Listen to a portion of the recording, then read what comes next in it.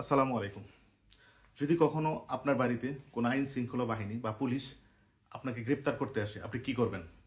প্রথমত যেটা করবেন, পুলিশ সেটা পোশাকে হোক আর সাদা পোশাকে হোক, যদি আপনাকে করতে আসে, প্রথমত আপনি তাকে বলবেন তার আইডি কার্ডটা দেখার চেষ্টা করুন, মানে তার পরিচয়পত্র, সে আসলে কি পুলিশ না ডাকাত বা অন্য কিছু।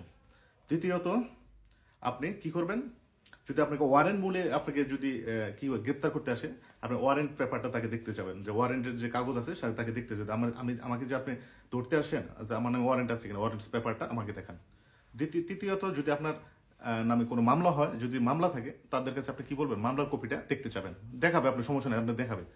তৃতীয়ত আপনি কি করবেন, আপনি আপনার যে এলাকায় পুলিশ থানা আছে, থানার ডিউটি অফিসার একটা নাম্বার আছে, প্রত্যেকটা থানার ডিউটি অফিসারের নাম্বার আছে, অথবা ওসি স্যারের নাম্বার আছে। আপনারা প্রত্যেকেই ওই ডিউটি অফিসার বরাবর একটা ফোন দিতে পারবেন যে আজকে এই বাড়িতে আমাকে ধরতে আসে, বা আপনাদের কোনো টিম জানা আছে কিনা।